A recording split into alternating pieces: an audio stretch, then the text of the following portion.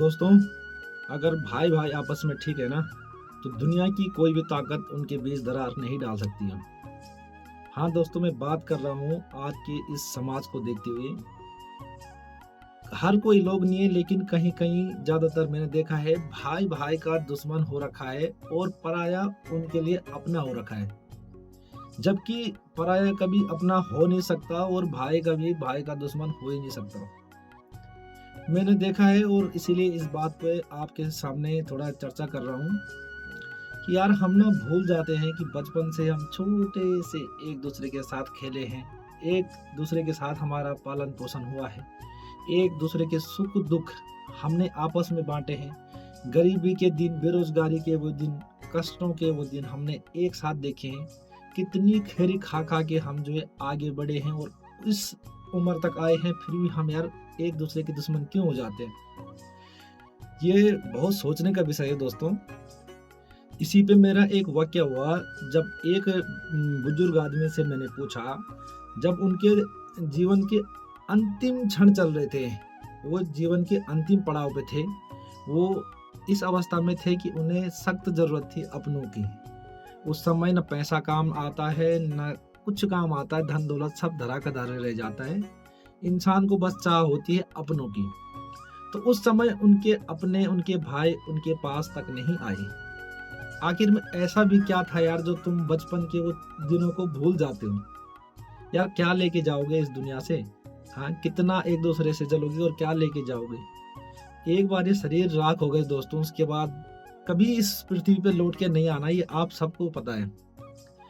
फिर वो बुजुर्ग इंसान को जब मैंने पूछा कि आज ऐसा आप क्यों हो रखे हो, एक दूसरे के बैरी क्यों हो रखे हो? और ऐसा भी क्या हो गया कि आप एक दूसरे के हाल चाल जानने इस उम्र में नहीं आ पा रहे हो, जबकि आपको पता है कि कब जाने क्या हो जाए। उस बुजुर्ग व्यक्ति के आंखों में आंसू थे और वो रोते हुए कह रहे थे कि मैं भी चाहता हूँ कि मैं अपने भाई से बात करूं। हम भाई आपस में पहले बचपन की तरह रहे, लेकिन कुछ इंसान की प्रवृत्ति ऐसी होती है कि वो स्वार्थी हो जाते हैं, लालची हो जाते हैं।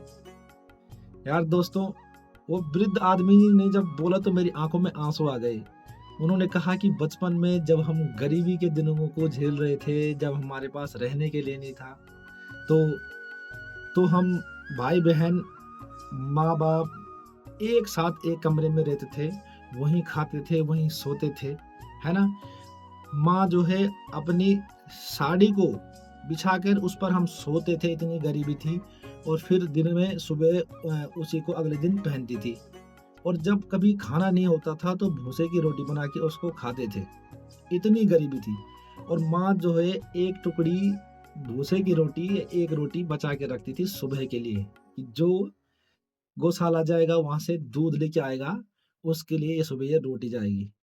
तो वो बुजुर्ग आदमी रोते रोते बोल रहे थे कि यार एक समय वो था कि उस रोटी के लिए हम जो 4 बजे उठते थे, उन दिनों में हम भाई-बहन में कितना प्यार था। लेकिन आज जब मैं मरने वाला हूँ, जब मेरे अंतिम साँसें चल रही है, तो मेरा भाई मेरे हाल-चाल पूछने तक नहीं आ रहा है। आखिर ऐसा क्यों दोस्तों? यार क्या ले जाना है इस दुनिया से? हमेशा ना अपने भाइयों से प्यार करो और जब भी तुम्हें ऐसा लगे कि यार नहीं यार, तुम्हारे अंदर उसके प्रति कुछ गलत भाव आए, तो उन दिनों को याद करना जब आप एक साथ सोते थे, जब माँ एक साथ आपको खाना देती थी। दुखों के आंसू जब आप एक साथ पहुंचा करते थे, है ना? उस दिन को याद करना, तब आप अपने भाई के प्रति कभी गलत नहीं सोचोगे।